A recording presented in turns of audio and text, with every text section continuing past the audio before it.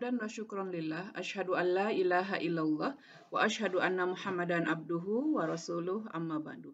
Alhamdulillah, puji dan syukur kita panjatkan kehadirat ilahi Robbi yang hari ini dia masih memberikan kesempatan kepada kita untuk beramal soleh, dan insya Allah pada hari ini tanggal 14 Juli 2021 pukul 09.30 sampai insya Allah sampai pukul 10.30 pada hari Rabu, kita PW Persisi Jawa Barat seperti biasa mengadakan agenda rutin yaitu kajian Islam intensif, dan ini adalah kerjasama dengan Arisalah TV. Kajian Islam intensif PW Persisi Jawa Barat pada hari ini adalah bincang-bincang tentang bagaimana muslimah menghadapi musibah yang tengah melanda di sekitar kita. Sebagaimana kita ketahui, pandemi semakin menjadi. Maka kita mengadakan tema, kajian kali ini adalah adab muslimah menghadapi wabah. Dan saya tidak sendiri, kali ini ditemani oleh dua narasumber yang luar biasa. Mereka adalah orang-orang hebat, yaitu punya karakter yang masing-masing berbeda, tapi insya Allah mereka dua-duanya adalah inner beauty. Siapakah mereka? Mereka adalah yang pertama, ini adalah Ibu Hajah Ella Kamilawati SPDI. Beliau sebagai salah satu staf pengajar di PPI 31 Banjaran Kabupaten Bandung, dan pada saat ini beliau sedang diamanahi sebagai Ketua PW Persistri Jawa Barat. Nah, Bu Hajah Ella yang biasa saya sapa akrab dengan sebutan Bunji, dia akan memberikan materi dengan judul Tajiah Perspektif Syariah. Dan ditemani juga oleh seorang dosen, juga Ketua PDKI. Saya sendiri sempat bertanya nih, apa ini? Ternyata itu Ketua Perhimpunan Dokter Keluarga Indonesia Jawa Barat. Beliau sebagai ketuanya.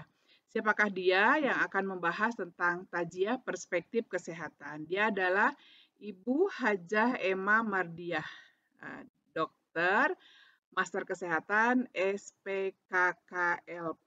Nah, kita nanti tanyakan aja, apa kepanjangan dari SP? Yang jelas SP-nya itu adalah spesialis, tapi ini KKLP-nya apa itu kepanjangannya? Sekali lagi, beliau adalah sebagai dosen dan sebagai Ketua Perhimpunan Dokter Keluarga Indonesia Jawa Barat. Nah, kita akan sapa mereka ya. Mudah-mudahan mereka oleh Allah selalu diberikan kesehatan juga afiatan. Sahabat, dimanapun Anda berada, inilah kajian Islam intensif PW Persistri Jawa Barat bekerja sama dengan Arisalah TV. Kita simak ya.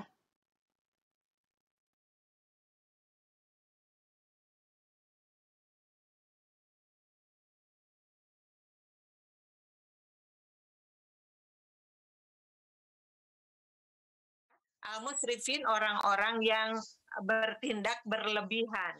Ada kata al-musrifin, ada kata al-mu'tadin. Al-mu'tadin, al-musrifin itu adalah sikap berlebih-lebihan. Dalam artian Allah Subhanahu wa taala menciptakan segala sesuatu di muka bumi ini kan ada dua sisi yang berbeda ya. Katakan ada suka, ada duka.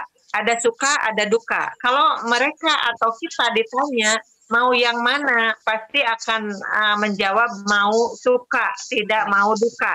Karena duka itu sesuatu yang tidak diinginkan.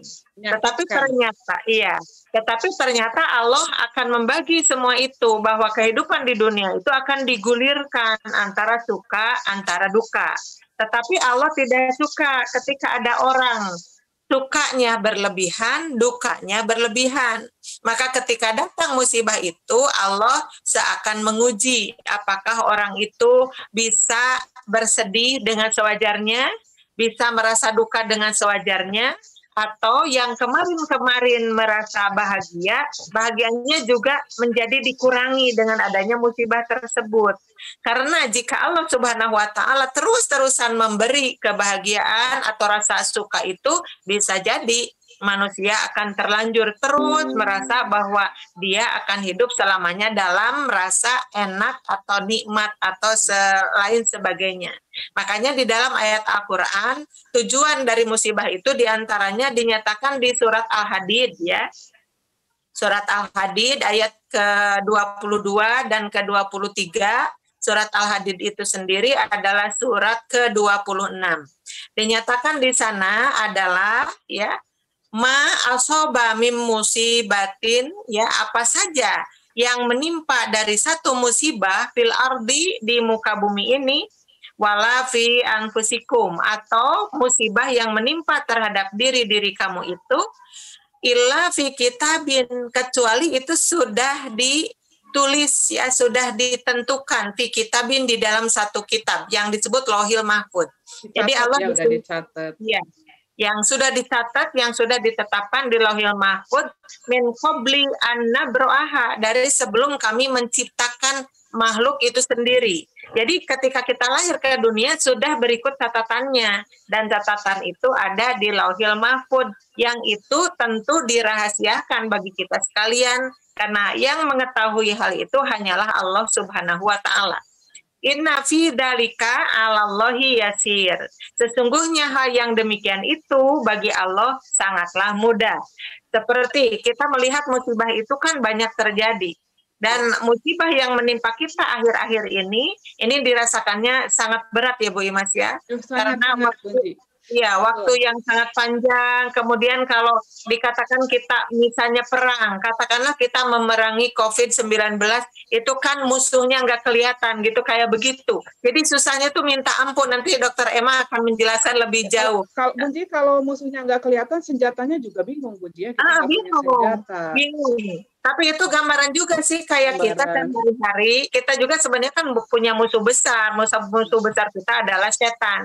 Setan juga demikian, setan tidak kelihatan, setan melihat ke kita, kita tidak melihat ke setan, sehingga perangnya tuh ripuh banget seperti itu. Nah, memerangi COVID juga kayaknya gambarannya seperti itu. Ya. Tapi baiklah, karena kita itu harus husnudon kepada Allah.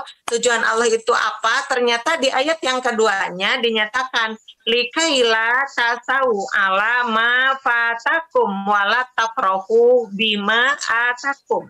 Jadi tujuan Allah memberikan musibah itu supaya, ya, likaila tasau itu supaya kamu tidak berputus asa. Jadi kalau kita sedang sakit, kita sedang menderita, kita sedang terkena musibah, jangan terlalu sedih yang berlebihan. Nah, itu tadi kan sikap berlebihannya itu. Jadi orang yang putus asa itu adalah sedih berlebihan. Kemudian dia tidak menerima takdir Allah gitu. Karena apa? Karena dia tidak suka kepada hal yang itu. Padahal Allah menentukan itu harus ada gitu. Bahkan ketika musibah itu datang kepada seseorang, Allah tuh sebenarnya sedang menguji gitu kadar keimanan kita tuh udah seberapa jauh gitu, Bu Imas. Karena ada yang ketika diuji tiba-tiba drop ada. Ya padahal ujiannya tidak seberapa besar. Sempat berhenti nih jantung beberapa detik. Iya, seperti itu kan. Nah, apalagi ini ujiannya besar sekali kan, kita melihat sampai, kalau Bunji sih merasakan, nggak tahu ya Dokter Emma sama Bunda merasakan tidak, sampai membuka WA grup itu sampai ngedeg-deg begitu. Ya. Kenapa ya? Jangankan itu, Bunji, di masjid aja, tok, bismillahirrahmanirrahim. Nah, itu dalam pikiran langsung, udah deg-degan. Pengajian. Deg-degan. Ini kan kita seperti diombang-ambing ya dengan perasaan itu, dan kita menggambarkan kita saja yang disebut orang memiliki ilmu seperti ini gitu, apalagi mungkin yang lain dan seperti itu. Nah sampai membuka itu sampai Bismillah membuka itu WA grup, karena kan ketika kita membuka 3 orang yang meninggal ya, apalagi kita kan grupnya di Jawa Barat ya, kalau Persis itu di Jawa Barat ya Bu Imas ya. Jadi kita mendengar berita tuh masuk semuanya ke situ, yang sakit, yang meninggal dan segala sesuatunya.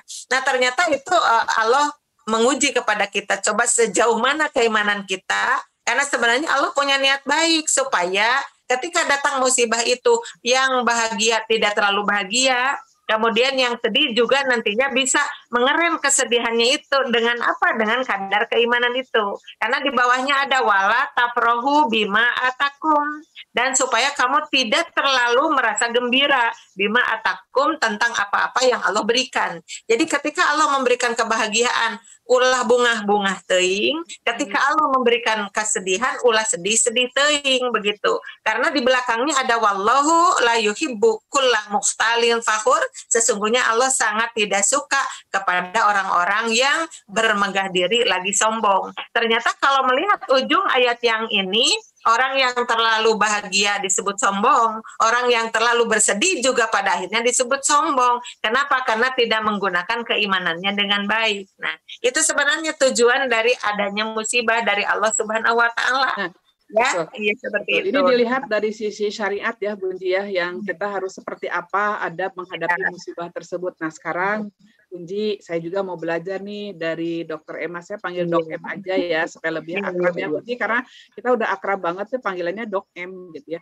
Kan beberapa hari kemarin ketika galau luar biasa, stres luar biasa, terbawa suasana karena saudara hanya selang 2 hari, kemudian tetangga terdekat yang sudah lebih dari saudara juga selang 2 hari, itu satu keluarga 3 orang ya Bunji.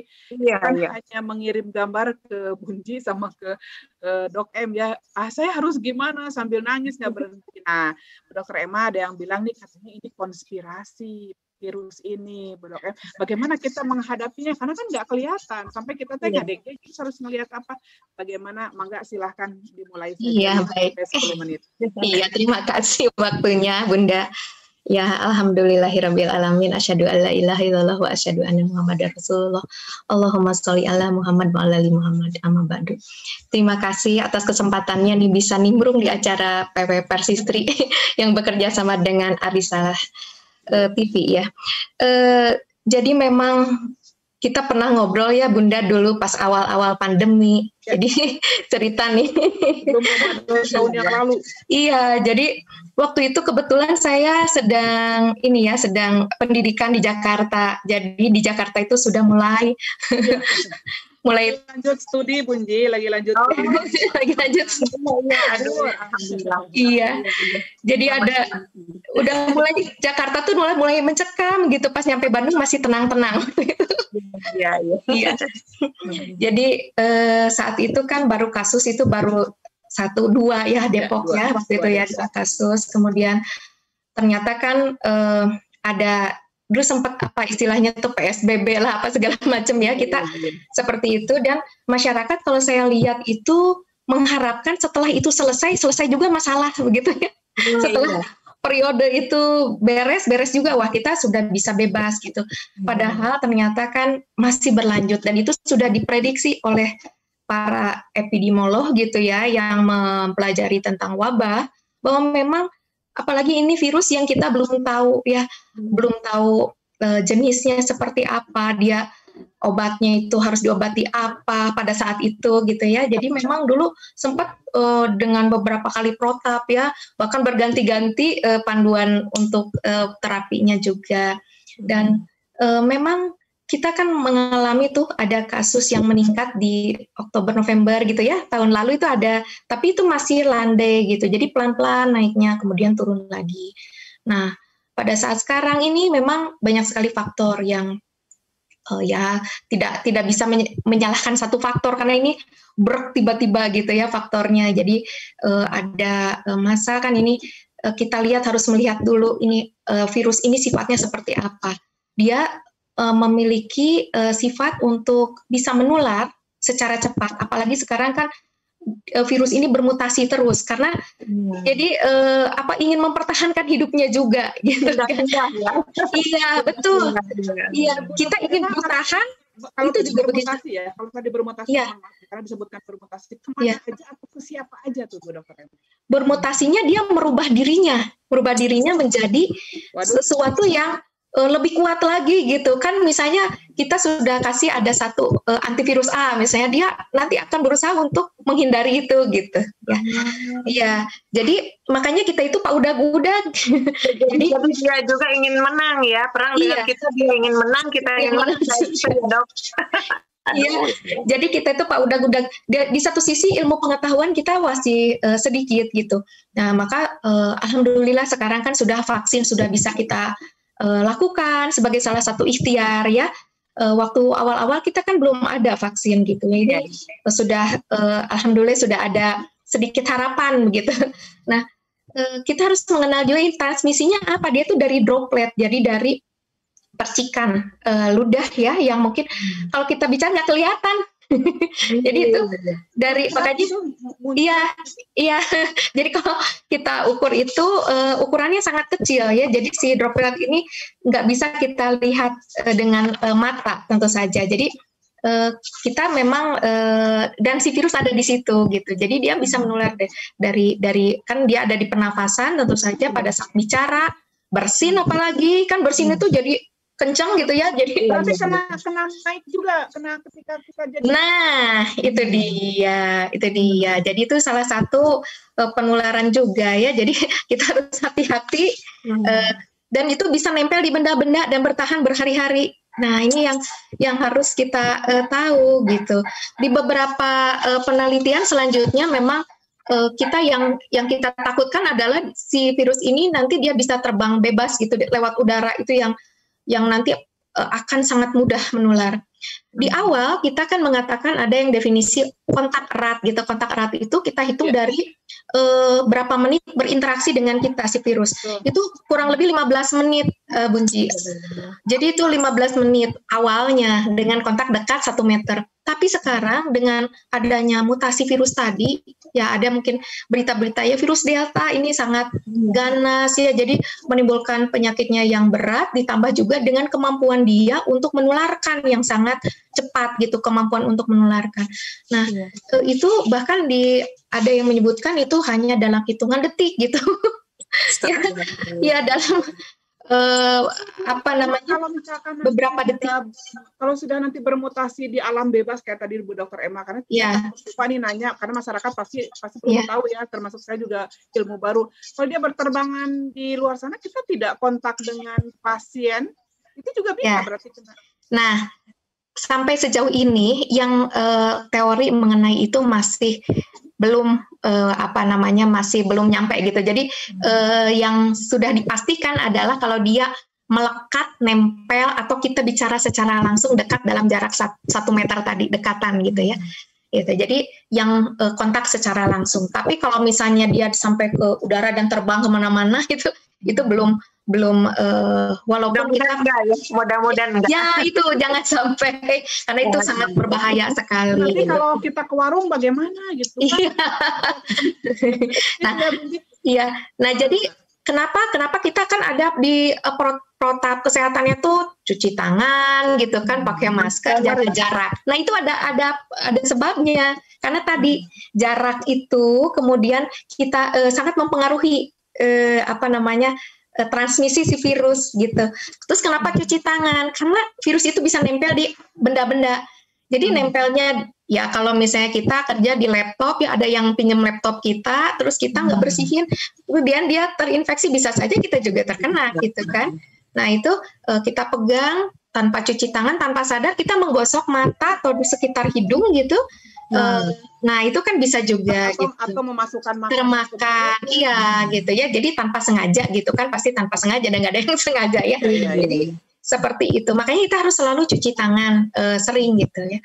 Jadi itu pakai masker kenapa? Karena dengan kita pakai masker, kita terlindung dari orang-orang yang menularkan, dan kalaupun memang kitanya yang sakit, kita tidak menularkan gitu. Jadi saling menjaga ya. Iya.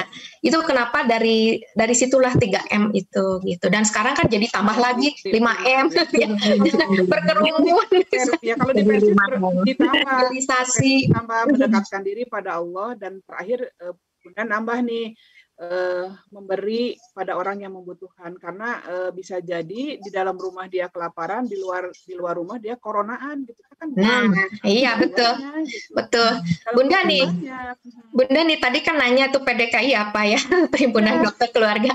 Jadi ada satu cabang ilmu yang memang mempelajari mengenai pasien tuh tidak dilihat datang demam kasih obat selesai gitu, tapi kita melihat dari biopsikososial, secara biologis, secara fisiknya tentunya ya, psikonya dia secara psikisnya bagaimana, hubungan dia dengan keluarga dan bagaimana, termasuk mungkin yang nanti akan kita bahas gitu ya. Di keluarga dibahas, pokoknya jangan dulu dibahas. Iya, nggak akan. Jangan dulu dibahas. Terus sosialnya satu lagi Bunda, dan ini cocok untuk kita diaplikasikan. Jadi untuk sosialnya juga dokter keluarga itu memang harus memperhatikan aspek sosial, ekonomi, pekerjaan dan sebagainya. Pasien-pasien. Ini harus disampaikan sama Bunji langsung, karena ini adalah program lintas bidang ya Bunji. Ini program bidang dakwah ya. Ini juga program bidang maliyah, karena di bidang maliyah ada kelestarian lingkungan hidup yang dipegang oleh Bu Hajah juga, dan ada bidang sosial juga. Bu Hani ya, Bu Hani. Yang dipegang oleh Bu Hani. Jadi ini udah lintas bidang gitu, bidang dakwah dan bidang maliyah. Ini harus sebagai sebuah laporan nih dalam musyawarah kerja. Dan mungkin ya Bunji, mungkin ini tidak hanya satu kali, karena ilmunya ada banyak yang aneh gitu ya Bunji. Mungkin masyarakat perlu pencerahan yang luar biasa. Dokter Emma, Dok M, stop dulu nih. Saya ke Bunji dulu. Bunji, kalau tadi kan ya Bunji ada musibah, berarti contohnya musibah kalau sekarang itu kan bukan banjir bandang ya, contoh yang bukan nggak boleh, tapi dipersempit karena kita lagi banyak yang sakit nih Bunji. Saya tadi bilang kalau dia tinggal di rumah juga mati kelaparan, kalau keluar rumah dia akan mati coronaan. Bunji, kalau ada yang sakit nih Bunji, nanti Bu Dokter Emma juga saya tanya protapnya, kalau ada yang sakit boleh nggak nengok-nengok sejauh mana, apakah noong di jendela, di pintu, atau seperti apa. Sekarang Bunji dulu deh, ada bagaimana nengok orang yang sakit nih Bunji, seperti apa nih? Karena yang sakit tanda kutip atau yang sakit secara umum? Sakit secara umum dulu Bunji. Secara umum dulu ya, Iya gini ya, kalau nengok orang sakit emang sudah menjadi kewajiban yang kita tahu benar, itu hadisnya sejak dulu ya, kita waktu kecil Faida Maridho Fa'udhu kan gitu ya, apabila dia sakit maka kamu harus menengoknya atau menjenguknya gitu. Ini udah menjadi kewajiban dari muslim kepada muslim. Tapi tentunya ya sekarang mau tanda kutip ya, seperti yang sakitnya adalah sakit corona, itu sudah barang tentu karena kita dijaga dengan aturan ya, seperti Dokter Emma yang paling tahu tentang itu. Tetapi ternyata kalau kita lihat hadis juga kan, di hadis juga ketika wabah terjadi, misalnya ada wabah terjadi di satu kampung, maka yang di kampung itu tidak boleh keluar, sementara yang di luar tidak boleh ke dalam. Itu berarti sudah ada penjegalan ya di dalam hadis juga. Karena apa? Karena supaya tidak menular itu seperti tadi. Jadi sebenarnya ilmu medis dengan agama tidak ada yang bertabrakan sih, nyekrup sih sebenarnya seperti itu. Nah sekarang misalnya katakanlah tetangga kita itu sebenarnya sakitnya sakit biasa. Tapi karena apalagi sekarang ya sedang PPKM kayak begini, kita kan keluar rumah juga dijaga. Jadi pada akhirnya semua yang sakit dan yang sehat juga harus saling maklum dalam hal ini. Saling maklum karena di dalam Islam yang namanya menjenguk itu kan ada menjenguk dengan jarak yang dekat, seperti kita datang langsung ke rumahnya, membawa makanan, membawa apa-apa yang disebut taziah. Taziah itu dari kata azza, yu'azzi, ta'ziatan. Artinya taziah itu adalah menghibur orang yang sedang merasa atau yang sedang ditimpa musibah ya. Yang sakitkah itu, yang kebakaran rumahnya, apalah bentuk musibahnya, kita datang ke sana untuk menghibur, kan judulnya. Nah kita juga kan kalau dijenguk ya ketika mereka mengucapkan doa, ini kan sekarang sangat terbatas ya Dok M ya, kalau kita hadir itu tidak bisa pegang-pegang gitu, padahal kan di dalam hadisnya Allahumma shfi ya Bunji ya. Di dalam hadisnya kan kita ketika nengok orang ditanya mana yang sakit, kita kan diusapan, didoain kan seperti itu. Nah, apalagi yang sakitnya yang terpapar COVID seperti itu kan kita jadi nangis sendiri di rumah. Sering kan kita menangis. Betul. Itu yang sakit adalah sahabat, itu yang sakit adalah adik kita, itu yang sakit adalah kakak kita. Hati nyeri, hati ya Allah gitu. Gimana begitu? Tapi pada akhirnya kan Allah atau Rasulullah memberi jalan kepada kita untuk menjenguk mereka melalui doa. Dan doa itu sebenarnya sih dasarnya melebihi yang manapun, karena doa itu bisa menembus 7 lapis langit, bisa menembus gunung, bisa menembus benua manapun gitu. Asal semua pada maklum. Misalnya yang sakit jangan merasa sakit hati, menito diteang, mening abdi diantep.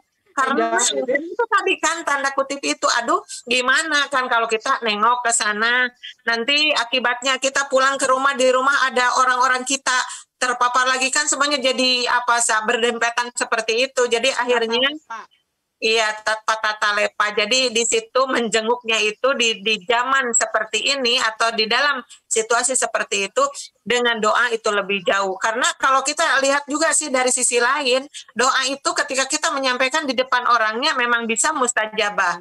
Tapi doa yang diucapkan oleh kita di belakang orang itu, misalnya yang sakitnya orang Jakarta, tapi kita tahu ini diberitakan karena itu saudara kita berdoa untuk dia itu lebih mustajabah, Bu Imas.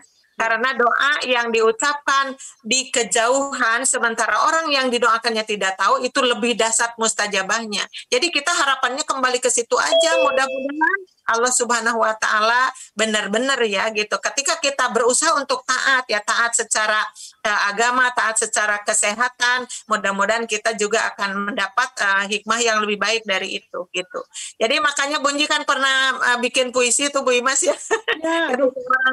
Lagi sedih, Bunji bikin itu. Bikinnya sampai nangis. Bunyi sampai nangis bikinnya. Karena ada sahabat meninggal terpapar, padahal sahabat itu sangat dekat dengan Bunji. Sakitnya enggak ditengok, kemudian meninggalnya juga tidak kita tajiah, makanya bikinnya di situ dengan pahami aku kan gitu ya. Dalam artian pahami aku. Sanes tetega itu kumaha karena itu dia gitu ya, seperti itu. Jadi kita masih usaha mencari jalan lain karena di dalam Islam selalu ada rukhsah sih. Rukhsah itu adalah keringanan. Insya Allah kalaupun kita tidak hadir di sana, tidak mengurangi ijabahna doa darimu ya Allah untuk doa aku dan juga untuk mereka gitu kan, seperti itu. Amin. Di dalam puisi itu ya, kayak begitu curahan hati.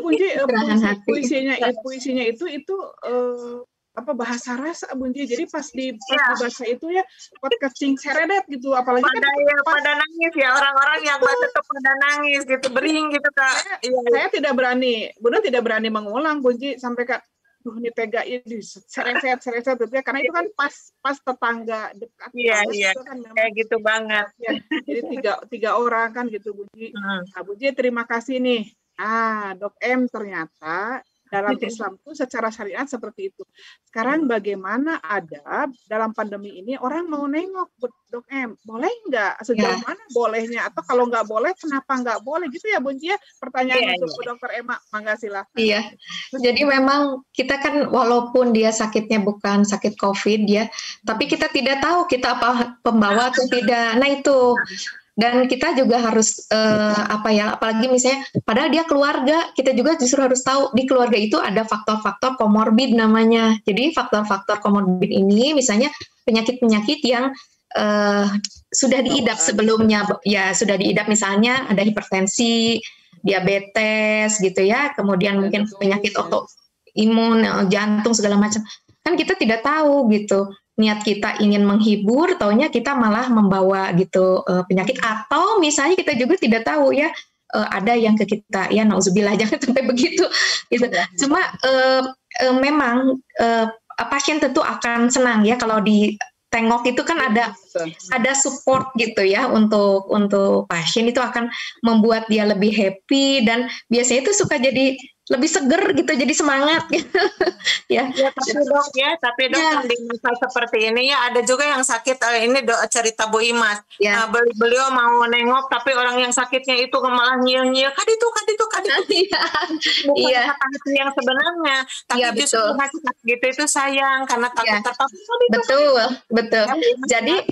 Jadi kita mensupportnya tentu dengan cara lain ya, video call kan bisa sekarang ya, gitu, video call atau misalnya ya Zoom seperti ini misalnya kita sama-sama berdoa mendoakan gitu kan bisa.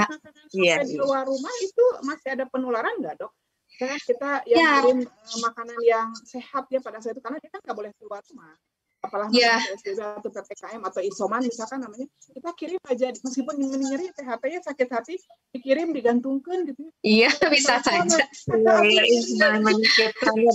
Iya, jadi memang protap-protap itu yang sebetulnya protap-protap ini sudah disosialisasikan kayaknya dari tahun lalu ya. Jadi makanan yang dikirim harus bagaimana gitu ya. Kita keluar rumah, pulang ke rumah harus bagaimana, pasti itu sudah hatam lah semua. Tapi kalau saya lihat nih akhir-akhir ini tuh suka lagi banyak kendor ya, jadi mungkin itu salah satu faktor juga kita juga harus introspeksi diri gitu, apakah prokes ini sudah dilaksanakan dengan baik atau tidak gitu, atau hanya jargon gitu, karena misal ya ini banyak yang sisi yang lengah misalnya gini. Ada acara kita sudah jaga jarak nih 2 meter malah ya gitu ya, mejanya, kemudian di ruangan juga hanya mungkin 25% dari luas ruangan gitu ya.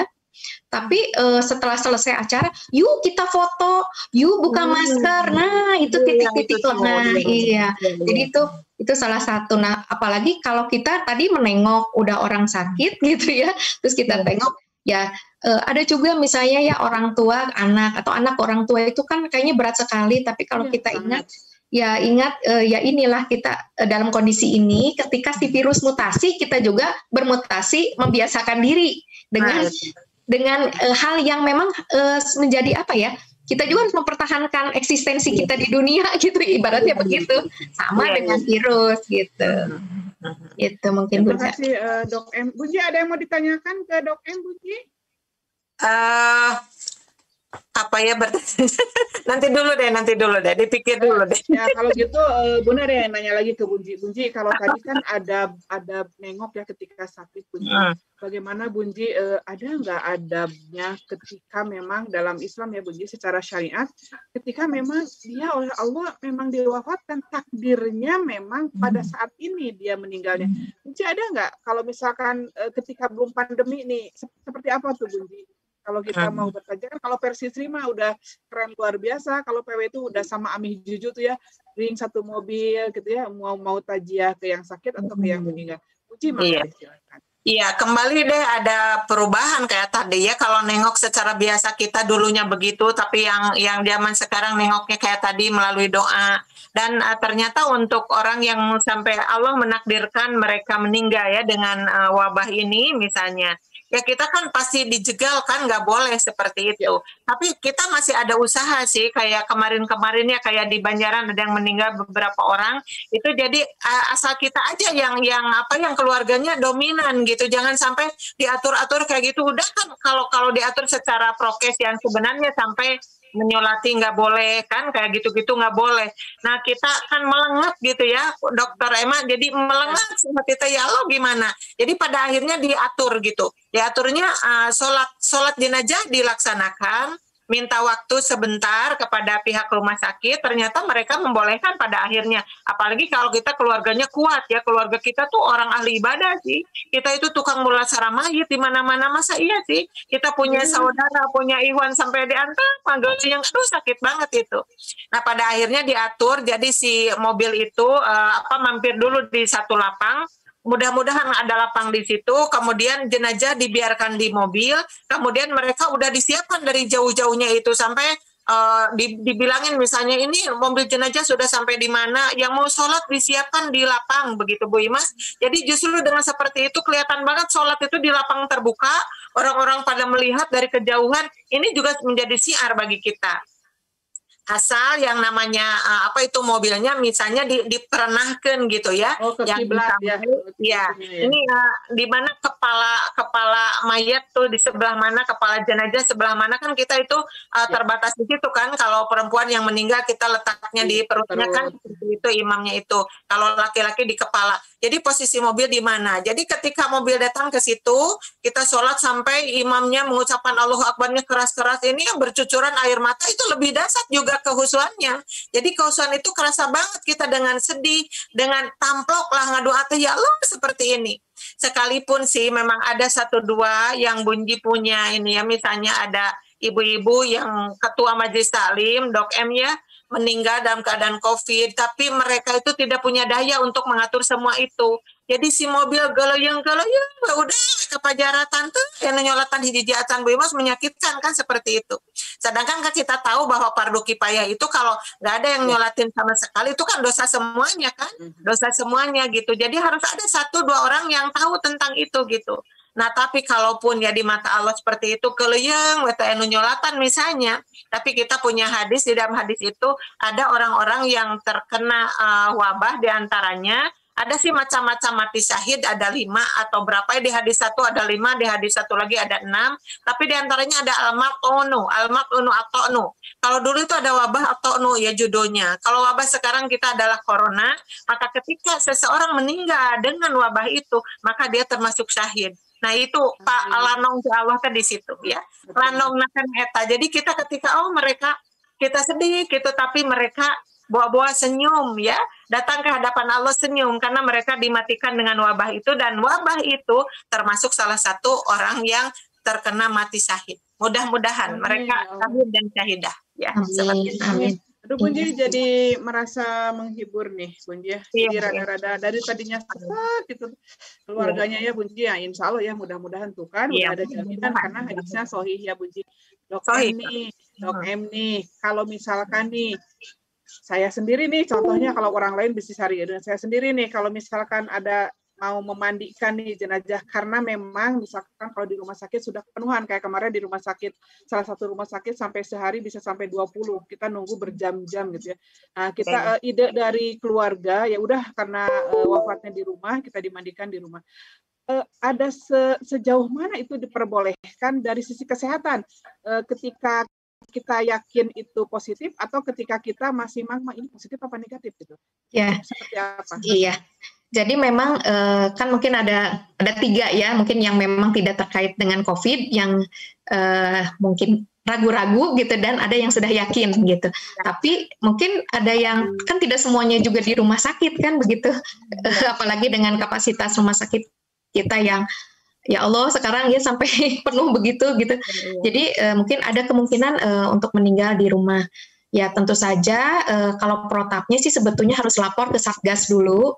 Biasanya di Satgas itu sudah ada tim untuk yang mulasara gitu ya. Jadi pemulasaraan jenazah yang sudah diajarkan bagaimana tata caranya. Dan mungkin justru masyarakat juga kalau bisa ikut membantu juga, karena tadi seperti Bunda tadi katakan banyak sekali sampai kewalahan gitu ya yang di rumah sakit, ya mungkin ada harus dilatih juga gitu kan untuk tim ini supaya bisa paham memandikan juga tanpa membahayakan begitu. Nah kalau memang di Satgasnya itu biasanya sudah ada ya, jadi binaan dari puskesmas setempat. Silahkan kalau misalnya Satgasnya di sini ikhwan semua, laki-laki semua Dok M kebetulan. Oh gitu. Jadi saya tidak dilatih tapi memakai APD lengkap. Oh gitu. Iya. Ya jadi memang sebaiknya nanti mungkin untuk kedepannya dari ini kebetulan nih dari Bunji bisa menggerakkan Persistri nih untuk iya. Jadi yang bisa memandikan. Jadi saya takutnya tuh gini, jadi ada yang ragu-ragu benar atau enggak. Sedangkan kalau yang ragu itu dari kesehatan pasti akan ambil mana yang paling risikonya lebih sedikit dibandingkan untuk kita gitu kan, pasti dianggapnya iya aja dulu gitu kan, daripada membahayakan kita. Nah, tentu saja kita kan harus pakai pelindung. Sebetulnya sih memandikan jenazah biasa juga sebetulnya harus pakai pelindung kan. Apron itu harus tetap ya harus dipakai. Banyak virus-virus juga ya, bakteri. Iya, betul Bunji. Jadi itu harus ada pakai sarung tangan ya. Jadi kalau misalnya khusus untuk COVID ini biasanya dilapis. Jadi ya sarung tangan satu dulu, kemudian kan pakai gaun gitu ya yang sampai nutup pergelangan gitu. Kemudian kita masukkan lagi satu lagi lapis sarung tangan biasanya gitu. Kemudian pakai kacamata pelindung tentu saja ya. Kalau misalnya ada juga kita ini kaki juga nggak boleh terbuka ya, maksudnya sepatunya nggak boleh terbuka, sebaiknya kita pakai sepatu yang khusus gitu ya, ya pakai bot gitu, pakai apa kan basah ya jadinya.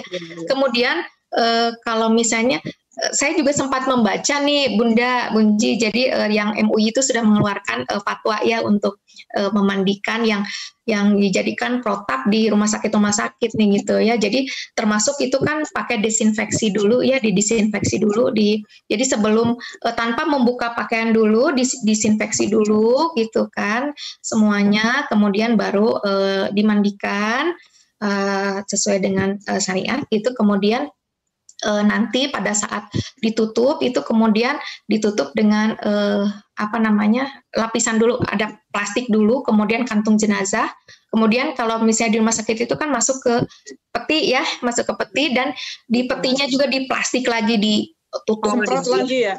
Iya. Jadi berapa lapis gitu ya, berlapis-lapis karena memang kita itu penelitian, jadi si jenazah ini apakah sampai berapa jam itu masih ada virusnya walaupun yang bersangkutan sudah wafat begitu. Nah, itu dok yang mau ditanyakan, kata ibu-ibu persistri nih atau ibu yang lain kan sudah meninggal, berarti virusnya juga ikut mati.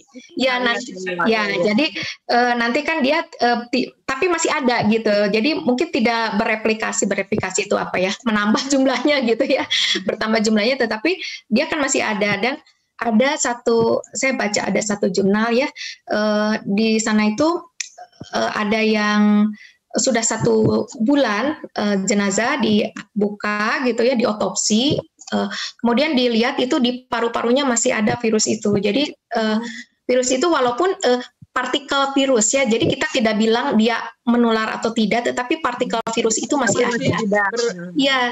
Ya, jadi maksudnya kalau yang dibayangkan kan mungkin setelah meninggal hilang aja si virusnya gitu, enggak. Jadi sementara dok itu pendapat masyarakatnya karena dengarnya seperti itu, jadi ada orang yang berani memandikan, ada ini mau udah meninggal ini, katanya virusnya juga ikut mati. Jadi mengartikan matinya itu gitu jarak yang dekat kayak gitu. Iya. Jadi itu kita belum bisa memastikan karena penelitian ini sedang berlangsung ya di mana-mana gitu. Dan memang ya jadi ilmu tentang COVID ini sekarang tuh berkembang terus. Apa yang mungkin dibicarakan hari ini, besok lusa mungkin saja jadi berubah gitu karena ada ilmu baru gitu. Jadi memang kita tuh kalau saya pikir ya Bunji, kita tuh disuruh belajar ya nih, dokter-dokter juga sudah harus belajar lagi semuanya gitu.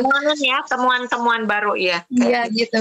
Jadi itu termasuk ada pelatihan Bunji, ada pelatihan pengurusan jenazah yang pada saat ini mungkin persistri ada beberapa orang yang digerakkan, termasuk tadi mempersiapkan APD selengkap mungkin sesuai protap itu mungkin ya Dokter Emma. Iya, bisa seperti itu. Dan sebetulnya kan untuk penyakit menular itu bukan hanya COVID ya. Bunda Ima sudah ikut pelatihan kan dulu ya, ada. Udah. Iya. Banyak yang menularkan itu banyak ya penyakit. Iya banyak, iya gitu kan. Jadi yang udah. Iya, HIV ya, yang HIV gitu. Nah itu kan dari cairan tubuh. Jadi kita itu salah satu yang ditekankan lagi adalah tadi setelah disinfeksi itu menutup semua lubang ya. Atau misalnya ada bekas infus ya, ditutup juga. Jadi kita pokoknya semua yang ada luka dan sebagainya itu jangan sampai ada cairan tubuh yang keluar, kita nggak tahu dari mana gitu kan gitu. Itu salah satu antisipasi. Jadi memang harus apik pada saat pemulasaraan ini, melindungi diri kita sendiri dan mungkin keluarga kita kalau pulang gitu kan, gitu juga harus ingat. Nah setelah itu nanti kan mungkin dengan prosesi penguburan ya, disolatkan itu sebetulnya di rumah sakit juga masih disolatkan. Kadang-kadang para nakes itu atau yang membantu pemulasaraan itu sholatkan dulu di rumah sakit itu sebelum kemudian diangkut gitu. Nah, tadi saya juga mendengar Bunji gitu ada pengalaman ya sampai di lapangan ya, intinya sih tidak boleh nanti sampai rebutan gitu terus dimasukkan di satu ruangan yang kita khawatirkan gitu ada terjadi penularan. Kemudian yang perlu diperhatikan lagi setelah tadi memandikan gitu ya, mengurus jenazah secara keseluruhan, itu APD-nya itu tolong diurus juga gitu, jangan sampai jadi sumber penularan. Kalau ada benda-benda yang memang sekali pakai itu dipisahkan ya, disimpan. Kalau yang memang harus dicuci itu berarti kan harus dicuci dengan benar gitu.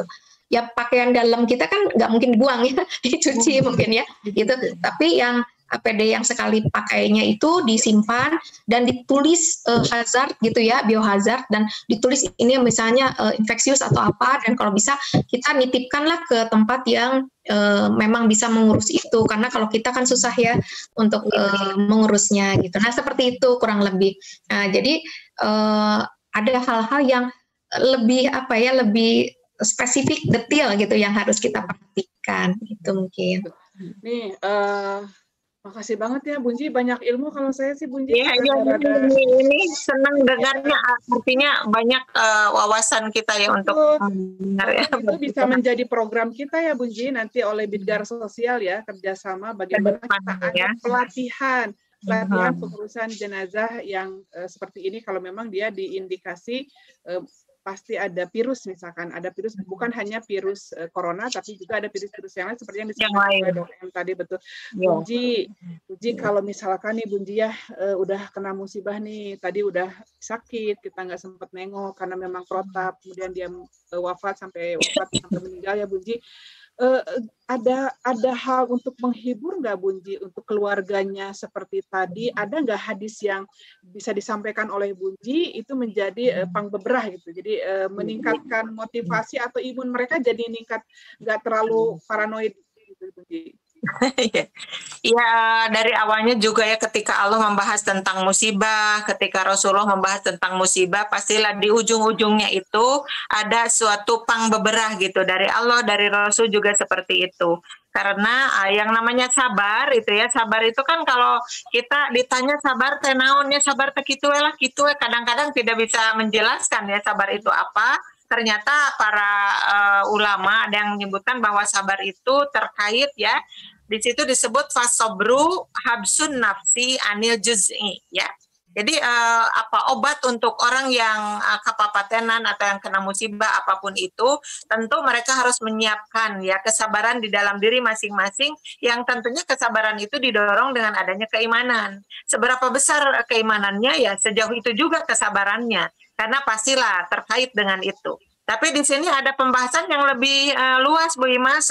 Sabar itu yang pertama fasobru habsu ya, habsu itu habsun nafsi, memenjarakan nafsu, memenjarakan keinginan, anijuz'i. Jadi yang disebut sabar itu pertama ya, jiwanya itu dia menghindarkan nafsunya, jiwanya itu dari apa? Dari putus asa, ajuz'i itu.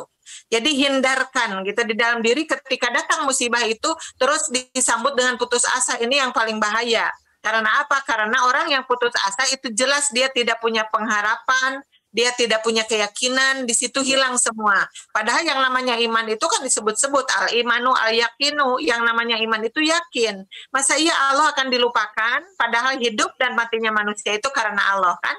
Bahkan Allah disimpan di poin yang pertama, iman kepada Allah itu, kepada malaikat, kepada dan seterusnya. Jadi orang yang sabar itu ketika dia mendapatkan musibah itu menahan di dalam dirinya itu dari supaya tidak putus asa seperti tadi. Terus yang keduanya lisan. Lisan itu adalah ucapan. Kita kan kalau tidak sabar ucapannya sok kacumplang kacampleng ya Dok M. Kacampleng.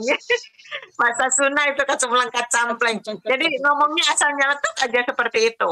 Bahkan ada yang menyalahkan Allah kan, ya Allah kenapa kok memberi musibah kepada saya? Bukankah saya ahli ibadah? Ini saya nggak berhenti tahajud loh, saya nggak berhenti Senin Kemis loh. Tapi ini kenapa sampai 3 orang diambil secara mendadak? Bisa kan orang sempat bilang cida-cida teuing Gusti Allah. Iya, cida teuing. Naon sih kurangna abi-abi ahli ibadah gitu loh, jeung muji sorangan dinya. Seperti itu ya. Nah itu ya. Padahal di sini disebut yang kedua, yang disebut sabar itu ya tadi kan habsun nafsi. Habsu itu memenjarakan hawa nafsu. Jadi hawa nafsu itu tong dibebaskan, dipenjarakan gitu, disimpan di dalam sehingga tidak putus asa. Yang keduanya lisan. Lisan itu gimana? Anit tasyaka. Kalau lisan dipenjarakannya teh apa? Dari ngomong yang mengeluh. Tasyaka itu mengeluh. Jadi kan ada orang yang sampai mengeluh ya ketika abdi mah gara-gara musibah iya tepikeun ka ini bisa kan seperti itu. Nah itu dijaga. Jadi dipenjarakan lisannya, ucapannya, jangan sampai keluar keluhannya. Karena Allah sangat tidak suka kepada orang yang mengeluh ketika Allah memberi musibah. Padahal kalau dia pintar mengambil hikmah dari musibah itu sangat baik. Itu yang kedua. Dan yang ketiganya wal hawariji, wal jawarihi punten. Wal jawarihi itu seluruh anggota badan. An latmil hududi, contohnya dari menampar pipi sendiri. Ada orang yang kan ketika kena musibah ngegebugan diri sorangan gitu ya Dok M ya. Ada yang diri gitu ya, menyiksa diri. Bisa dengan menampar pipinya sendiri. Di sini ditambah wasyakif yabi atau menyobek bajunya jadi baju disasaak seperti itu karena dia sedang tidak sabar. Terus ini tadi ditampar-tampar. Ada juga yang ngejenggutan rambut. Nah ada juga yang dagor-dagor masakan karena tembok ada kan.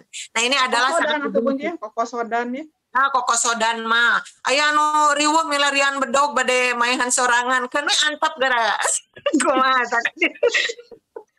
ternyata cek manehna teh igeungan teh aya nu ngalarang tungtungna sieun sorangan kayak gitu. Jadi intinya sabar itu dilakukan dengan seluruh tubuh kita gitu. Yang pertama dengan hati, yang kedua dengan lisan, yang ketiga dengan perbuatan gitu. Jadi jangan sampai memperlihatkan keputusasaan itu, tembus ke tangan jadi tadi nunggulan dan seterusnya. Jadi sabar itu menahan segala sesuatu sehingga ya kita mengucapkan inna lillahi. Punya siapa sih tangan ini? Punya siapa muka ini? Punya siapa nyawa ini? Bahkan sehelai rambut pun kita tidak memiliki kan?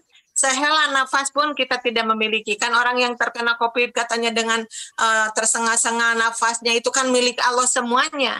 Kita setiap hari diberi oksigen oleh Allah, tidak pernah dihitung-hitung berapa banyaknya. Tapi ketika orang sakit merasa engap, baru dia tahu oh ini tuh punya Allah. Makanya yang orang sabar ketika keluar itu satu saja yang baik, ucapannya adalah inna lillahi wa inna ilaihi rajiun. Sesungguhnya kami ini adalah milik Allah dan sesungguhnya kita ini semuanya akan kembali kepadanya. Ditambah dengan doa Bu Imas, Allahumma ajirni fi musibati wa khlufli khairan minha. Ini sangat paten. Ya Allah, kalau itu memang harus terjadi, gantilah semua itu dengan yang lebih baik untuk kita. Nah ini bangkitlah orang yang tadi kena musibahnya, bangkit dengan jaminan-jaminan yang datang dari Allah dengan Rasul juga. Seperti itu. Nah, kalau kayak gini jadi tenang lagi, Bunji. Nah, tenang. Luar biasa. Kayaknya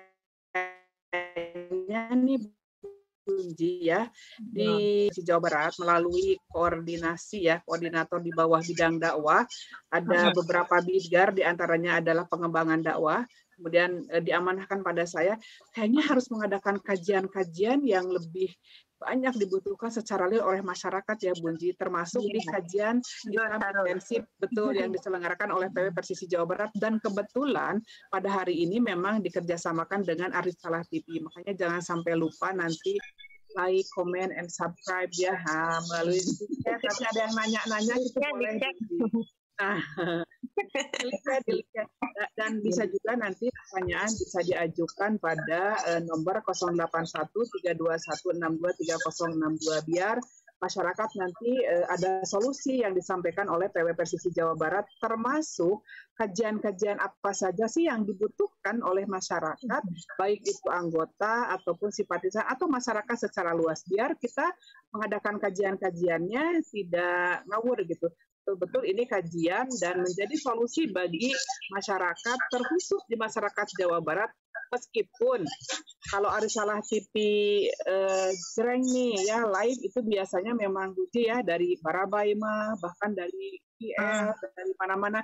Belum lagi nih, Bu Dr. Emma di mahasiswanya banyak, dia ngasih kemudian banyak kirinya, banyak idolanya yang mengidolakan. Betul, banyak linknya. Nah ini juga banyak dibutuhkan oleh masyarakat. Next, Bunji. Sekarang kembali nih di keluarga, karena Dok M ini kan memang aktif juga di kegiatan tadi tentang bagaimana kita solusi di keluarga.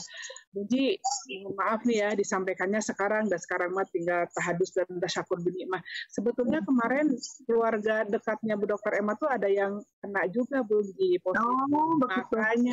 Makanya maaf nih saya umumkan, karena ketika saya ada keluarga saudara di Jakarta misalkan ada yang terkena positif sampai dia memang oleh Allah dua-duanya suami istri itu diambil, saya kan mengadunya tuh pada Dokter Emma, apa yang harus saya lakukan? Bolehkah saya menengok? Jangan, katanya jangan, itu jauh lebih madorot nurut Bunjinya dari sini. Iya. Itu ilmu, itu namanya ilmu.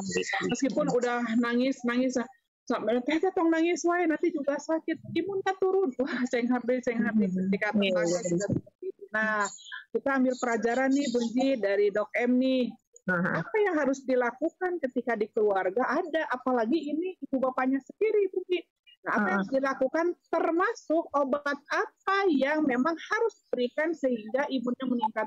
Dan alhamdulillah Bunji, dua-duanya sekarang dalam keadaan sehat walafiat. Mangga Dokter Emma silahkan. Iya, alhamdulillah ya Bunda. Deg-degan mah iyalah pasti ya, orang tua sendiri gitu. Tapi ya alhamdulillah waktu itu kondisinya juga baik ya, maksudnya hanya ringan saja gitu ya. Jadi sebetulnya apa sih yang harus dilakukan kalau ada keluarga kita yang positif gitu ya? Pertama tentu kita harus kenal dulu ya gejalanya nih, karena sekarang itu klaster keluarga yang banyak. Jadi dari satu tadi kan ada beberapa, ada ke orang tua atau ke anak-anak atau ke siapa, pokoknya yang serumah itu kita harus perhatikan. Jadi yang pertama kita harus lihat adalah tadi siapa ya. Jadi ada yang positif nih misalnya, kita harus lihat dia kontak sama siapa aja. Keluarga ini adalah termasuk kontak erat, yang pasti kita kan buka masker di rumah kan. Iya. Pasti jarak pasti deket gitu kan, yang namanya sama anak dipeluk misalnya seperti itu. Itu kan pasti dekat sekali. Kemudian kita juga harus melihat yang di luar keluarga siapa gitu kan, yang misalnya 2 hari yang lalu kontak sama kita ya misalnya gitu ya. Kemudian apa yang harus dilakukan? Pertama itu tadi dikelompokkan dulu. Ini kan ada klasifikasinya ya, pengelompokannya. Jadi ada yang tanpa gejala gitu kan. Kemudian ada gejala ringan, sedang, dan berat. Nah, kalau misalnya yang dibilang isoman itu lebih ke arah yang tanpa gejala ataupun gejalanya ringan. Yang ke arah sedang berat itu harus dirawat di rumah sakit. Akan tetapi ini ada beberapa ya, saya sempat nih mendengar ada beberapa gitu di lingkungannya isoman, tapi isoman tuh asli diem di rumah terus minum obat seada-adanya gitu, jadinya gitu tanpa lapor ke puskesmas. Jadi ada protapnya sebetulnya pada saat seseorang positif tadi kita melihat mencari dulu siapa kontak erat, karena itu adalah orang-orang yang berisiko untuk terkena. Berarti kita juga harus meriksa nih orang-orang yang kontak erat ini. Nanti pada saat tracing untuk mencari siapa aja yang mungkin tertular, itu harus disebutkan, nggak boleh bohong gitu. Jadi maksudnya kemana aja kemarin, ketemu sama siapa, yang kira-kira dekat siapa itu, dan kita harus jujur, harus bilang sama teman-teman yang mungkin pernah kontak dengan kita pada saat itu gitu. Kemudian dilihat ada faktor komorbid tadi. Faktor komorbid ini yang nanti bisa memperberat juga. Jadi dia itu memudahkan terkena COVID dan juga bisa memperberat tadi ya, hipertensi, penyakit jantung, diabetes, autoimun dan sebagainya gitu yang dimiliki di anggota keluarga masing-masing. Itu harus kita lihat. Jadi orang yang dengan komorbid itu berarti kita masukkan orang yang rentan di keluarga kita gitu ya. Kemudian kalau kita sudah mengklasifikasikan nih bagaimana nih, ada yang gejala ringan yang kayak gimana. COVID itu sekarang kan kalau pas awal-awal banyaknya batuk gitu kan ya, kemudian anosmia yang nggak bisa bisa nyium itu. Kemudian yang sekarang ini banyaknya keluhan sakit kepala, mual muntah, Bunda.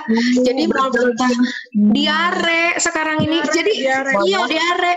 Kemudian jadi gejalanya tuh jadi bervariasi banyak sekali sehingga ya orang yang awam mungkin ketika diperiksa dan positif, wah saya di COVID kan gitu ya, padahal bukan, memang dia terkena dan manifestasi klinisnya itu memang sekarang seperti itu gitu ya, misalnya dia diare juga gitu, saya mah COVID, kenapa dibilang COVID gitu, padahal itu salah satu gejalanya sekarang seperti itu gitu. Nah jadi bukan hanya dari batuk kayak sekarang tuh pencernaan banyak keluhannya. yang varian sekarang gitu ya, tapi memang penularan tetap dari pernafasan. Nah jadi tadi makanya pesan tadi menutup lubang-lubang itu pada saat ada orang meninggal itu salah satunya itu, jadi kita takut tertular juga ya. Jadi misalnya dari fesesnya atau apa, kita juga kan belum tahu, penelitiannya belum sampai sana, kita takut gitu ya, jadi kita menjaga. Nah jadi apa yang harus dilakukan? Ya tadi kalau dari secara fisiknya, jadi kita kan melihat dari 3 hal tadi ya, biopsikososial. Dari fisiknya kita melihat apakah ada tanda-tanda demam, nggak ada demam tinggi gitu terus-menerus ya. Kalau misalnya demamnya tinggi sekali 38 derajat lebih, kita harus lapor sama yang memantau. Jadi isoman tuh bukan hanya diam terus orang lain nggak tahu, kita lapor sama Satgas, sama RT, RW atau ke puskesmas. Nanti petugas dari puskesmas akan memantau kita ya. Jadi dia nelpon gimana kondisinya sekarang. Ada dokternya juga mungkin ya dok ya, ada dokter. Betul ya. Jadi itu kalau di Jakarta malah sudah ada telemedicine itu kan, jadi dokternya via ini ya, ada konsultasi lewat mungkin chat, WA atau apa. Jadi ada yang memantau. Saya melihat ini ada yang menarik, Bunda, di satu wilayah nih, teman saya kebetulan aktif, dia sebagai kader Posyandu ya, jadi dia di sana tuh segala macam kader, dia aktif sekali. Itu sampai menjaga masyarakatnya membawa oximeter. Jadi salah satu yang harus dipantau pada saat isoman adalah saturasi oksigen. Jadi karena tidak semua orang punya, jadi dia memeriksakan ke tiap rumah gitu, tapi tentu dia pakai APD segala macam dan sudah dibimbing oleh puskesmasnya gitu. Jadi saturasinya cukup baik. Nah, saturasi oksigen ini diharapkan kan kalau normal itu 95 ke atas ya. Jadi kalau dia udah nurun gitu, ternyata saturasinya di bawah 90 ya, itu harus cepat ke rumah sakit. Jadi nggak bisa ditunda gitu, jangan sampai. Saturasi itu apa? Takutnya orang nggak tahu. Saturasi kemarin belajar saturasi itu apa? Satu rasa. Jadi oksigen yang bisa kita ambil gitu kan. Kalau misalnya saturasi turun itu karena memang ada masalah di paru-parunya gitu. Jadi ada peradangan sehingga kita tidak bisa ngambil oksigen yang ada di udara gitu. Jadi ada penurunan kemampuan di sana ya, kemampuan paru-paru kita gitu menunjukkan itu. Nah, jadi kalau misalnya kelihatan sesak ya, kalau misalnya awam gimana nih tanda bahayanya nih?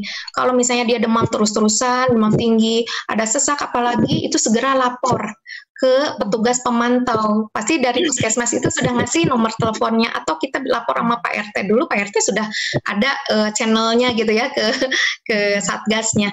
Nanti di sana akan ada yang mengurus gitu. Terus tadi obat-obatan sih kalau untuk yang tanpa gejala itu hanya vitamin-vitamin saja, Bunda gitu.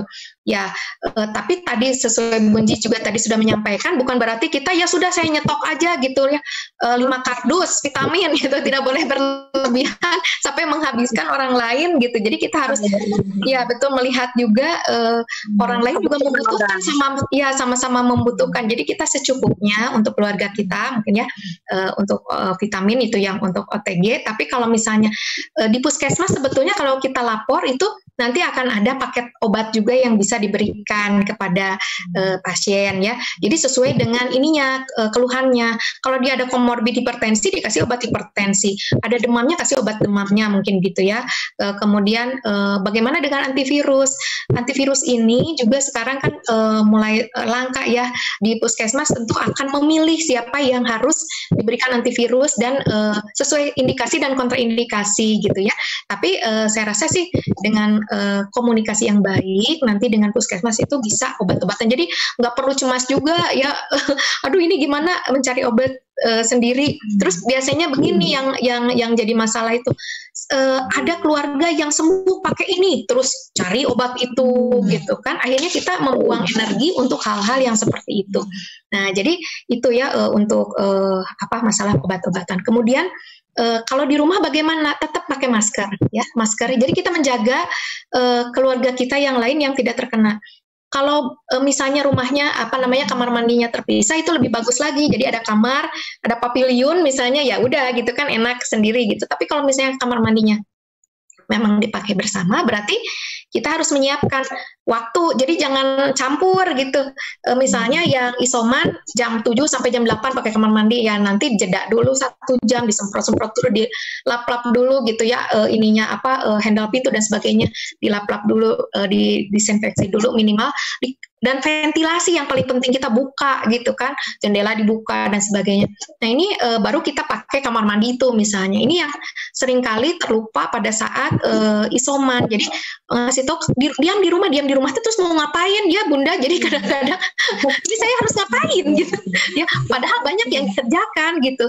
Kemudian tadi Sunda mah jadi samar pola gitu. Nah itu jadi malah stres, akhirnya masuklah ke ranah ke psikis kan. Jadi kepikiran terus buka HP berita yang begini begitu gitu kan, jadi pusing gitu. Nah selain itu kita juga kan tadi ya mau berjemur kita anjurkan ya jangan lebih dari jam 9 lah berjemur gitu ya, mangga. Kemudian juga alat makan, alat minumnya terpisah ya, itu jelas ya. Sampai sikat gigi juga jangan ditaruh di situ, dibawa aja ke kamar isomannya gitu, jangan ditaruh di mana aja. Karena kan jangan lupa ini kita di area ini ya, area hidung mulut gitu kan ya, ini si virusnya itu kan ada di situ gitu.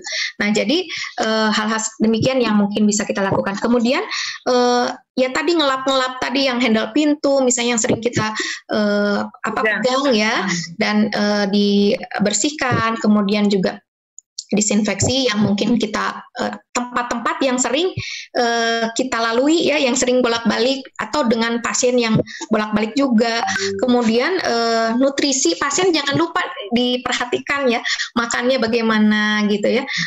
Kemudian harus cukup proteinnya, karbohidratnya, juga cukup sayurnya, buahnya, segala macam suplainya itu harus dicukupi. Kemudian kalau misalnya yang tanpa gejala boleh nggak olahraga? Silakan saja kalau misalnya tidak membuat dia sakit, tentu saja ya olahraganya. Jadi daripada bosan ya di rumah aja lah gitu, gerak-gerak sedikit. Tapi kalau sudah ada bergejala ya tentu dia harus istirahat karena memang waktunya beristirahat gitu kan. Kemudian kalau kita lihat di sini masalah psikis ini yang penting. Jadi hubungan atau bonding antara keluarga ini diperlukan. Jadi harus kompak semuanya. Siapa yang sakit kita mendukung dengan apapun ya, misalnya ada yang ngirimin makanan, ada yang mungkin mengerjakan motivasi ya dan sebagainya, karena itu kadang-kadang udah nggak bisa mikir apa-apa gitu kalau udah positif, aduh gitu ya kepikiran. Terus jangan lupa tadi kan ada OTG, ada yang ringan ya, yang tadi yang ringan yang mungkin gejalanya masih ya ada batuk pilek tapi masih bisa handle lah, nggak nyampe sesak. Itu tadi kita pokoknya harus cek tadi, kalau punya alatnya kita pakai oximeter tadi setiap hari gitu ya, kemudian cek suhu juga gitu, misalnya 2 kali sehari gitu ya. Dan jangan lupa yang faktor komorbid tadi, kalau dia diabetes, obat diabetesnya jangan lupa dimakan gitu ya. Kemudian jangan karena lagi diabetes kemudian makannya sembarangan gitu ya. Ada lagi COVID nih, segala makanan dimasukin, jangan juga. Jadi tetap sesuai dengan makanan yang sesuai dengan kebutuhan dia. Kemudian yang tadi yang kebutuhan untuk sosialnya diperhatikan juga. Jadi kadang-kadang yang lainnya itu yang di rumah itu pokoknya asal segala kebutuhan ditaruh aja, tapi tidak diajak ngobrol. Nah, kasihan. Iya, ya itu. Jadi misalnya di via telepon lah atau gimana. Saya sama ibu bapak saya kadang-kadang ini aja di telepon atau teriak di jendela gitu kan di atas. teriak. Jadi dari jendela dengan jarak seperti itu gitu. Dan tentu saja membersihkan rumah ya. Jadi kita tetap harus semua aspek. Jadi rumah juga kita bersihkan dan sinar matahari harus masuk gitu ya. Jendela dibuka dan sebagainya. Mungkin itu yang bisa dilakukan. Jadi isoman itu bukan berarti diam di rumah terus udah aja gitu, lagi batuk pilek nggak diobatin, nggak juga gitu. Kita tetap harus ada yang memantau. Isoman itu tidak diidentik dengan nyerekem gitu ya. Ya. Karena kemarin Dok M ada banyak orang yang merasa bahwa jika kita positif COVID atau COVID-19 ini merasa bahwa itu adalah aib, mohon maaf saya salah mengungkapkan betul, karena takut dijauhi, takut tidak disolatkan, pokoknya pas COVID ada gitu perasaan, jadi beban gitu ya, kayak beban mental gitu, sehingga dia menyembunyikan dan tidak lapor, tidak ada penanganan. Jadi isoman itu ya betul-betul nyerekam di rumah, tidak ketemu orang, bahkan stres. Mungkin itu yang kadang sikap masyarakat juga ya Dok ya, ada yang seperti ini, cerita seseorang ketika keluarganya ada yang terpapar. Nah kemudian dia itu keluar sebentar ke teras yang sakitnya itu ada orang-orang yang lagi berkerumun pada lari kayak yang diudag anjing edan gitu kayak gitu. Jadi kan merasa sakit hati, drop lagi gitu, katanya ada yang seperti itu. Iya, jadi kasihannya ya sikap masyarakat pun sih harus semua pakai ilmu ya, harus pakai ilmu semua, jangan sampai seperti itu dikucilkannya, jadi mereka semakin drop juga sih seperti itu. Iya. Terus satu lagi tadi Bunji, dulu Bunji sedikit, kalau misalkan dulu bersin kita kan sudah tahu doanya. Iya. Alhamdulillah, kemudian alhamdulillah positif. Langsung lari semua. Langsung semua orang itu tertuju kita. Kalau misalkan kita lagi di sebuah tempat ya, kemudian kita bersin atau batuk-batuk, orang tuh langsung melihat kita tuh nyari dong. Iya. Gitu, ya Allah segitunya. Itu mungkin silakan. Saya jadi ingat tadi yang menyembunyikan itu ya. Karena kita perlu tracing, ini yang penting.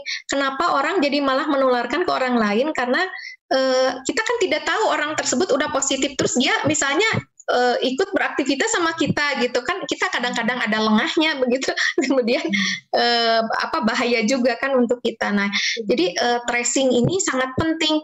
Jadi misalnya saya ada kejadian nih ya, waktu itu saya sama ada teman ikut rapat dalam satu ruangan, itu ada berapa orang, kemudian 5 orang atau gitu ya, kemudian PCR di swab kan Dok. Iya, jadi ada 2 nih yang positif, tapi dia ngasih tahu sama saya, saya positif gitu, kamu tolong lihat ya beberapa hari ini. Terus saya beberapa hari kemudian saya PCR gitu, saya periksa juga kan gitu. Dan itu diceritakan pada saya sampai ngecek. Iya. Meeting ada yang positif gitu sampai segitunya Bunji. Ilmunya karena ilmunya tinggi Dokter Emma ini Bunji. Sampai ketika ada temannya yang positif saja dia langsung PCR.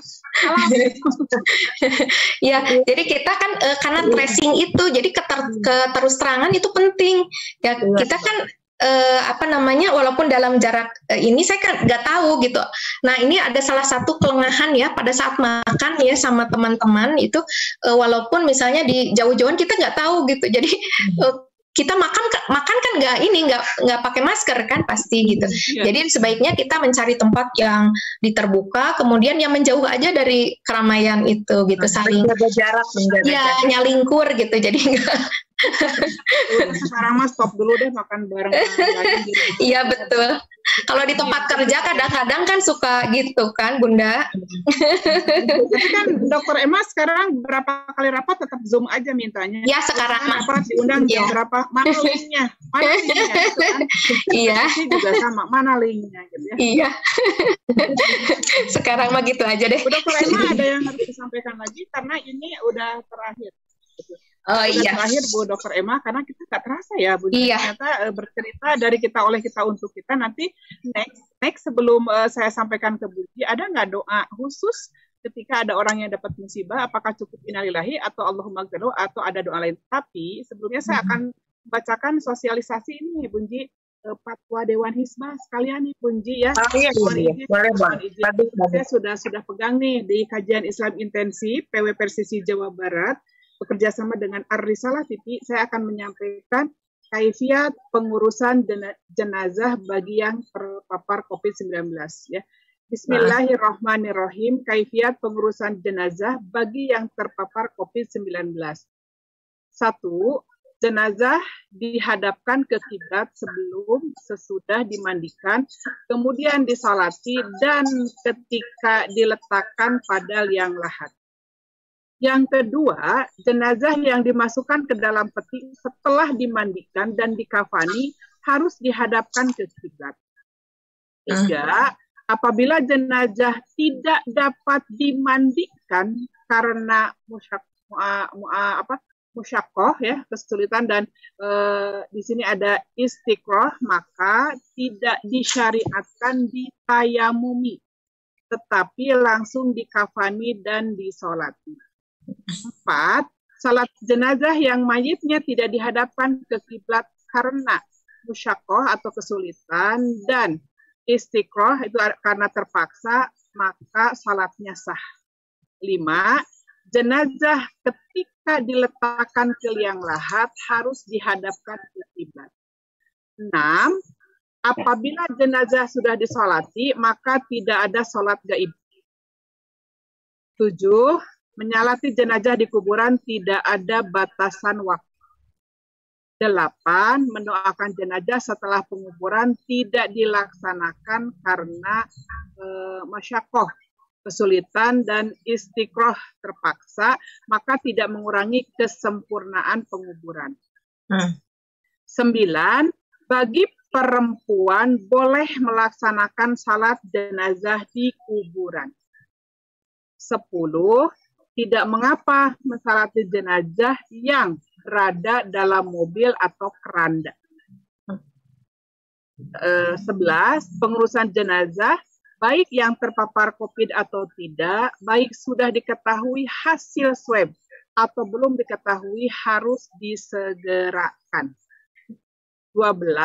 Memindahkan jenazah yang sudah dikubur, baik yang terpapar COVID atau tidak, hukumnya mubah. 13. Mensalati jenazah yang dipindahkan karena diragukan belum disolati, hukumnya boleh. Allahu yahudu bi'aidina ila ma fihi khairun lil islami wal muslimin. Ditetapkan di Bandung pada tanggal 08 Zulqa'dah 1442 Hijriah bertepatan dengan 18 Juni 2021 Masehi, ditandatangani oleh Sekretaris Al-Ustadz Kiai Haji Zainandang dan Ketua Dewan Hizbah Kiai Haji M. Romli. Ini harus saya sampaikan, Bunji sekalian, karena ini terkait dengan tadi pengurusan jenazah. Itu ya, Dok M dan Bunji. Dan terakhir nih, closing statement dari Dok M sedikit saja. Karena waktu sudah terus mepet, dan dari Bunji, adakah doa khusus terkait dengan tadi doa untuk jenazah? Tapi next Bunji, Dok M dulu, nanti diakhiri oleh Bunji. Mangga Dokter Emma sedikit. Iya, baik. Peringatan. Ya, jadi kalau kita sudah jargon-jargon 3M ya, plus vaksin sekarang ya. Mari kita ikhtiar dengan sepenuh hati untuk melawan COVID ini, vaksinasi apabila memang kita memungkinkan ya, karena mungkin ada yang kondisinya tidak memungkinkan untuk vaksin. Kalau kita cukup sehat, ayo kita vaksinasi ya. Kemudian saya mau nambah nih 4T ya. Apa ini 4T? 1, tambah ilmu. Jadi tambah ilmu tentang segala macam yang terkait COVID, karena COVID ini bukan masalah kesehatan saja. Jadi tadi masalahnya kemana-mana ya, masalah sosial, masalah ekonomi, masalah kemana-mana gitu. Jadi kita harus tambah ilmu, segala macam ilmu. Nah, kemudian kedua adalah T kedua, tanya kepada ahlinya. Jadi ini banyak sekali hoax ya yang beredar gitu. Jadi bikin bingung ya. Jadi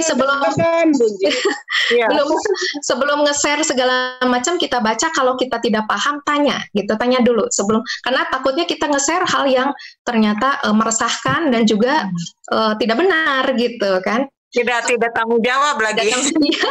Saya juga katanya gitu kan.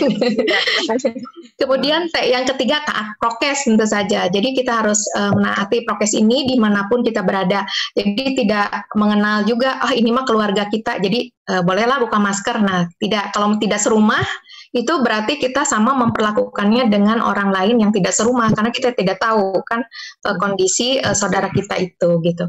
Kemudian yang terakhir T-nya adalah telaah, celah-celah yang membuat kita lengah tadi ya. Jadi semacam tadi ya, jadi pada saat mau foto buka masker. Nah, itu kan hal-hal yang membuat kita lengah. Mau foto ya. Iya. Terus ada yang gini, Dok, ada yang gini. Pelukan kan wanya dah orang mana, mudah-mudahan orang ngadu abari pelukan. Ada juga yang gitu. Nah, iya gitu. Jadi itu celah-celah kita lengah ya. Jadi itu yang perlu kita perhatikan. Mungkin itu saja, Bunda. Mudah-mudahan ada manfaatnya. Banyak banget. Bermanfaat. Banyak banget. Ya, banget ya, ya. Mudah-mudahan banget. Terakhir deh, Bunji, closing statement. Bagaimana supaya keluarga jadi tambah imun, dimotivasi oleh Bunji sebagai tokoh Jawa Barat nih, Ketua PW Persisi Jawa Barat. Nah, bagaimana, dan terakhir adakah doa khusus yang harus disampaikan oleh kita pada orang yang ketika kita ngelihat nih di WA tiba-tiba ada gambar pas foto terus di bawahnya ada innalillahi. Nah, kita harus mengucap apa, Bunji, biar orang-orang tidak salah menyikapi. Mangga silahkan, Bunji. Iya, sebenarnya doa itu kan Allah itu memahami semua bahasa kan sebenarnya. Berdoa dengan bahasa apapun, termasuk kita orang Sunda dengan bahasa Sunda, sebenarnya bisa sih. Tapi kita justru ingin mengenal doa yang diajarkan oleh Rasulullah itu yang mana gitu. Karena pastilah doa yang diajarkan oleh Rasulullah jauh lebih hebat daripada doa-doa kita misalnya ya. Juga merangsang kita untuk mau belajar gitu. Jangan asal karena Allah memahami semua doa, kan wae doa sama doa oge cukup. Enggak gitu kan, karena kita pedomannya kita hidup dengan Al-Quran dan Sunnah gitu. Yang banyak bertebaran doa-doa ketika ada taziah itu banyak sekali adalah doa nyolatan mayit diangkat ke doa taziah, itu yang paling banyak ya. Sebenarnya kalau dianggap salah ya sekaligus salah sih enggak juga sih ya, tapi akhirnya orang-orang jadi nggak tahu sih sebenarnya doa taziah yang sebenarnya itu yang mana kayak gitu ya.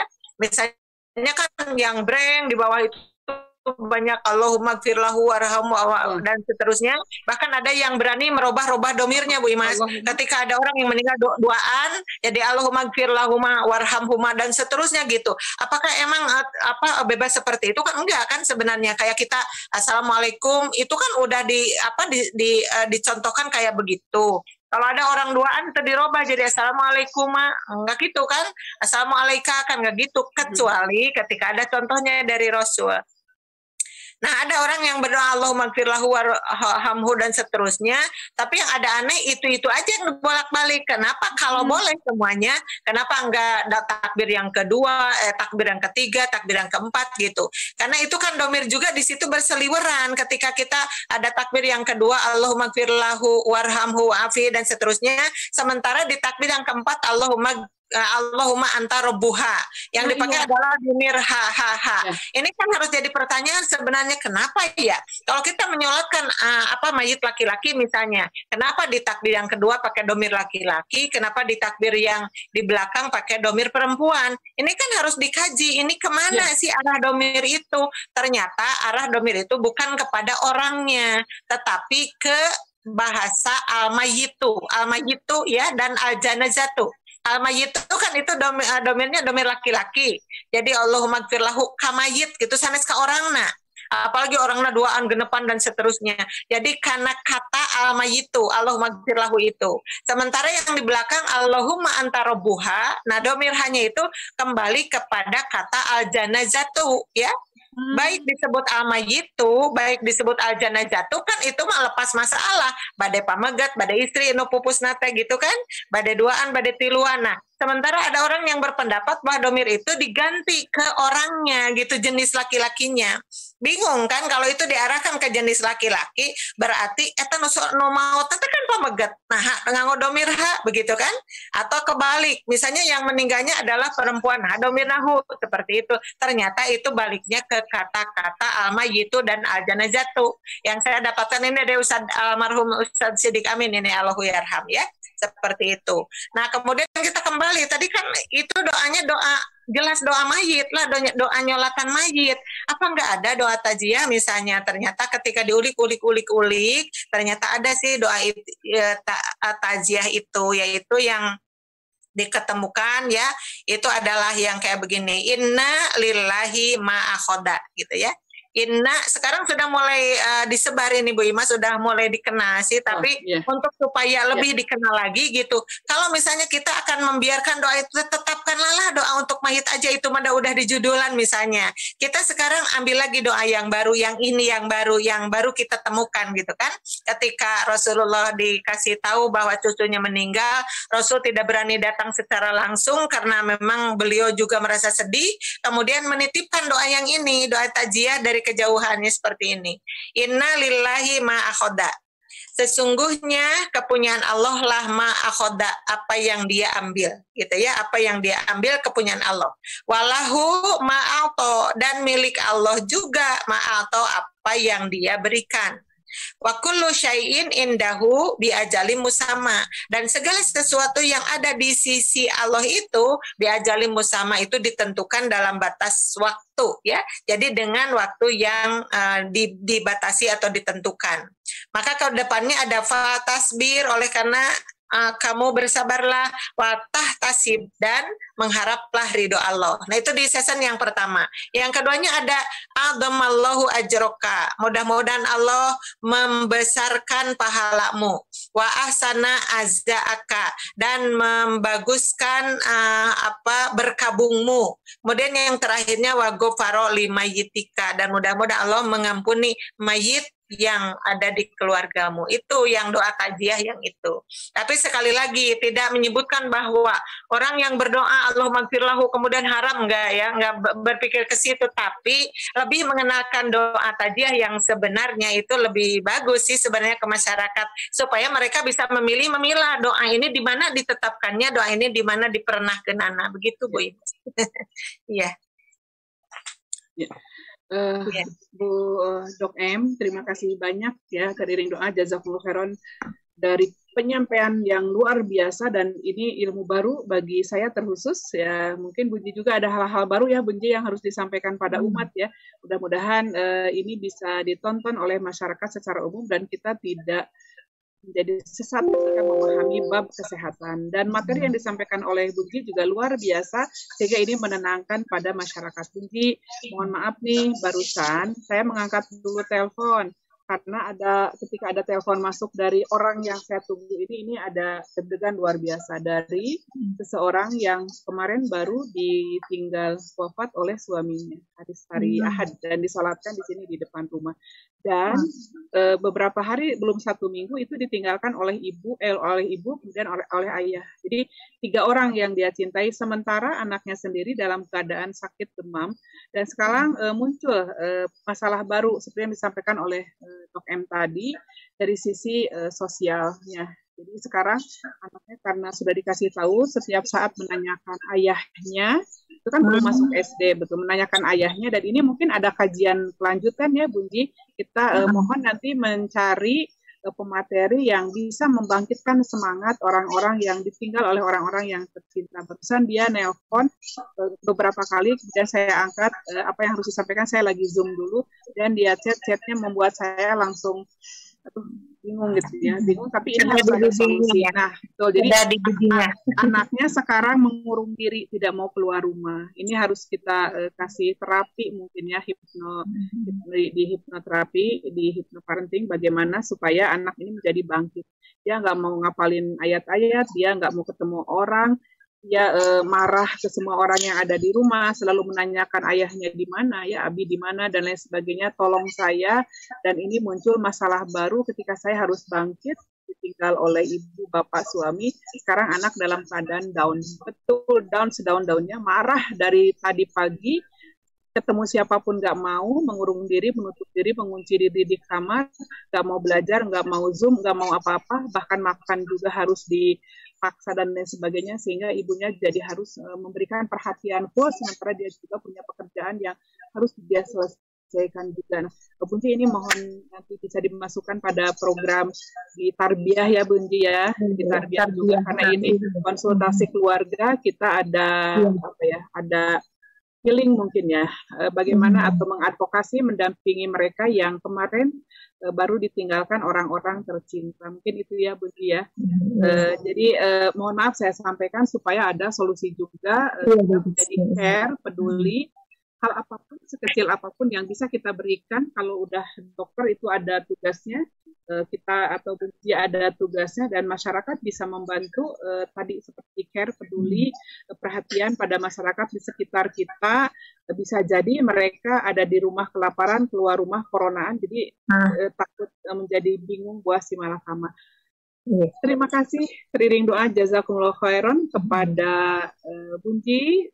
Kalau Bunji menambahkan sedikit terakhir nggak apa-apa? Boleh, mangga. Terakhir ya, karena tadi kan di pertama Bunji membahas tentang musibah ya. Kemudian yang terakhirnya juga disimpulkannya harus seperti itu ya.